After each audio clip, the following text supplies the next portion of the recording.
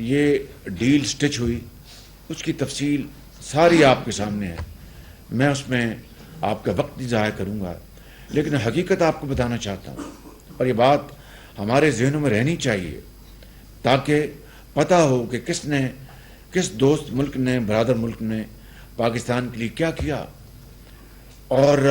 کس طرح پاکستان کے کابینہ نے، وفاقی کابینہ نے، وزراء نے اور دوسرے اداروں نے کیا رول ادا کیا. یہ میں آپ کو بالکل صاف الفاظ میں اور مختصر انداز میں بتانا چاہتا ہوں کہ اگر چین پچھلے 4 مہینوں میں ہمارا ساتھ نہ دیتا اور تقریباً $5 ارب کے قرضہ جات دونوں اسٹیٹ ٹو اسٹیٹ لیول پر اور کمرشل بینکس کے، اور آپ کو پتہ ہے، آپ مجھ سے بہتر جانتے ہیں کہ کمرشل لیول کے لونز کو اس کو دوبارہ رول اوور کرنا کوئی آسان کام نہیں ہے، لیکن چین نے ان کو پوری کہانی سمجھ آ گئی تھی، اور چین کے وزیر اعظم نے جو پہلے جو پریمیئر لی جو اب ریٹائر ہو گئے، انہوں نے مجھے کہا کہ میرے پاس IMF کی آئی تھی MD، اور میں نے خود ان سے بات کی پاکستان کی، اور ان کو کہا کہ دیکھیں ہم پاکستان کی پوری طرح ساتھ ہیں اور ہم پاکستان کو نہیں چھوڑیں گے، ان کا ساتھ دیں گے، ان کو پوری سپورٹ کریں گے. یہ مجھے انہوں نے خود کہا. بعد میں IMF کے MD نے اس بات کی باقاعدہ تائید کی، اور اس کے بعد $5 ارب ان کا آیا. آخری ابھی چند ہفتے پہلے انہوں نے اپنے اسٹیٹ جو لونز ان کو بھی رول اوور کر دیا 2 سال کے لیے، ماں سوائے جو انٹرسٹ اماؤنٹ تو ظاہر ہے وہ تو ہم نے پے کرنی ہے، جو کہ ہم نے کر دی، لیکن تقریباً یہ $5 ارب بنتا ہے ٹوٹل. پھر دوسری بات، ابھی چند ہفتے پہلے چین کا ایک ہائی لیول ڈیلیگیشن آیا پاکستان، اور آپ مجھ سے بہتر جانتے ہیں، آپ بڑے ماشاءاللہ ذہین فتین سیاستدان ہیں، کون آتا ہے اپنا کسی ملک کا دورہ کرنے جب ان کو پتا ہے کہ چند دن بعد یہ تو حکومتی چند دن کے مہمان ہیں، مگر انہوں نے آ کے پورے پاکستان کو نہیں دنیا کو دکھایا کہ پاکستان ہمارا ایک بہترین دوست ہے اور اس کے لیے ہم ہر چیز کر گزرنے کے لیے تیار ہیں. اور پھر آپ نے خود دیکھا کہ چین کے صدر جناب شی جن پنگ کا خط انہوں نے یہاں پڑھا، وہاں پر جو 1-on-1 میٹنگ ہوئی وہاں پر پڑھا، اور انتہائی شاندار الفاظ اس خط میں لکھے تھے پریزیڈنٹ شی جن پنگ کے خیالات پاکستان کے عوام کے بارے میں، پاکستان کی ترقی اور خوشحالی کے بارے میں. اور پھر انہوں نے اپنا آئندہ کا پروگرام دیا سی پیک کا، کہ سی پیک کا ایک مرحلہ مکمل ہوا، $25 بلین کی سرمایہ کاری ہوئی، اس کی تفصیل میں نہیں جا رہا، آپ کو سب پتہ ہے، اور آئندہ کے لیے سیکنڈ فیز کا انہوں نے اعلان کیا. اب دیکھیں کتنی بڑی بات ہے کہ انہوں نے کہا کہ اب جو سیکنڈ فیز ہے اس میں گرین کوریڈور ہے، اس میں IT کوریڈور ہے، اس میں ایگریکلچر کوریڈور ہے، اس میں آپ کی ایکسپورٹس کو بڑھانے کی بات ہے، اس میں اسپیشل اکنامک زونز G2G کے ہٹ کے B2B کا کوریڈور ہے، اور پھر انوویشن، پھر ٹیکنالوجی، یہ تمام چیزیں انہوں نے خود یہاں پر اعلان کیا، اور سیکنڈ فیز کا انہوں نے باقاعدہ انہوں نے اعلان کر دیا. پھر گوادر میں جو منصوبے تھے سی پیک کے، اور اس کے علاوہ ان کو ہم نے الحمدللہ آپ سب نے مل کر دن رات ایک کر کے اس کو مکمل کیا، جس میں پانی کے منصوبے تھے، بجلی کے منصوبے تھے. میں درجہ بدرجہ وزیر جو بجلی ہیں اپنا ہمارے انجینئر صاحب خرم دستگیر، ان کے سیکرٹری کو، اور پھر اسی طرح ہمارے جو پانی وہاں کے لوکل گورنمنٹس، بلوچستان کی حکومت کو، وزیر اعلیٰ کو، سب کو میں خراج تحسین پیش کرتا ہوں. بجلی آئی، 8 سال سے وہ منصوبہ یا 6 سال سے لٹکا ہوا تھا. 26 کلومیٹر کی ٹرانسمیشن لائن تھی، 26 کلومیٹر کی، اور 6 سال وہ لائن نہیں بچ سکی. اور ہم نے ان تمام تر مشکلات کے باوجود خدا کے فضل و کرم سے یہ منصوبے مکمل کر کے ان کے حوالے کر دیے. اس میں میں منسٹر پلاننگ کا ایک مرتبہ پھر شکریہ ادا کرتا ہوں کہ انہوں نے اس میں بڑی کوشش کی، ان کی پوری ٹیم نے. اب آگے آ جائیں. میں یہاں پر عرض کرنا چاہتا ہوں آپ کو 9 مئی آیا, اور 9 مئی کو جو کچھ ہوا میں اپنے ٹیلی ویژن پروگرام پہ, اور آج پھر اس کی میں بالکل 100% دوبارہ ریٹریٹ کرنا چاہتا ہوں کہ 9 مئی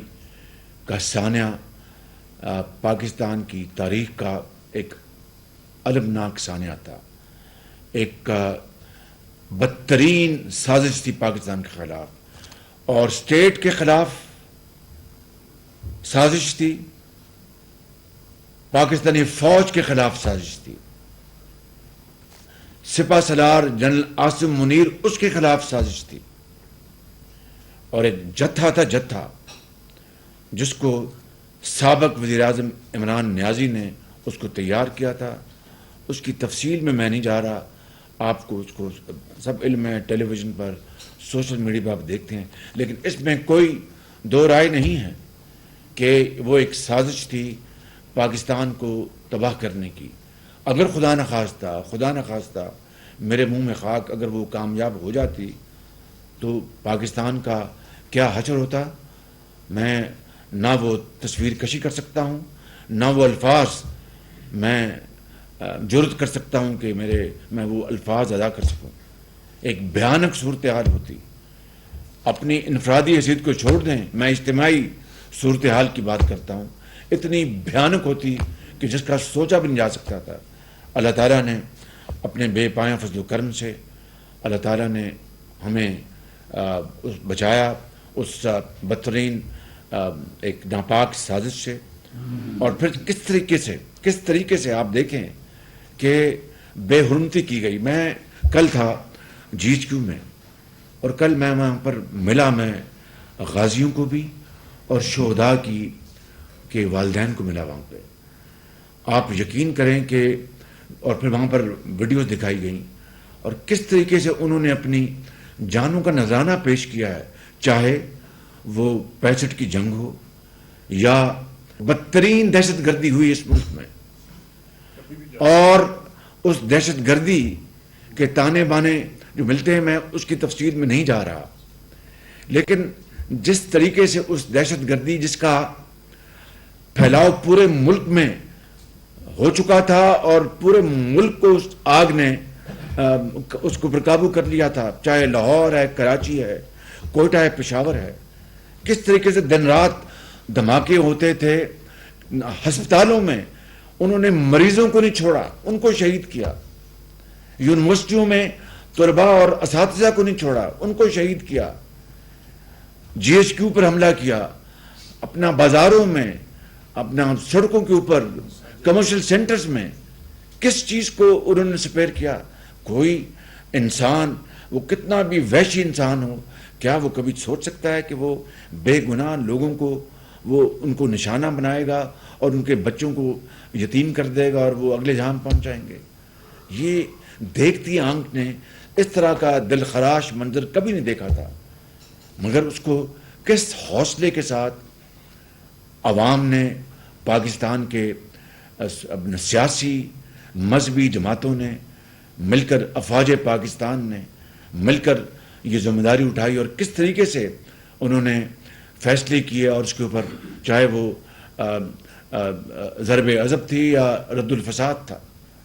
اور ہزاروں لوگوں کی شہادت کے نتیجے میں, ہزاروں لوگوں کی جنہوں نے اپنے جانیں دیں, چاہے وہ بس میں بیٹھے ہوئے تھے, چاہے وہ کسی دہشت گرد کا وہ تعاقب کر رہے تھے, چاہے کوئی ماں ہے, کوئی بیٹی ہے.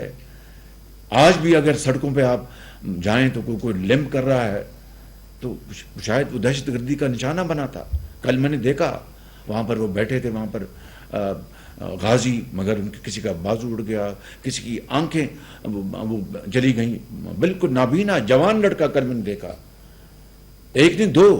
ایک کی وہ اپنا ہیرنگ پاور ہے وہ ختم ہو گئی, جوان بالکل. تو اندازہ کریں آپ ذرا کہ اتنی عظیم قربانیاں دینے کے بعد کسی کا کوئی پتھر کا دل بھی ہو تو اس کا بھی حوصلہ نہیں ہو سکتا کہ وہ اپنے شہیدوں اور غازیوں کی اس طرح بے حرمتی کرے.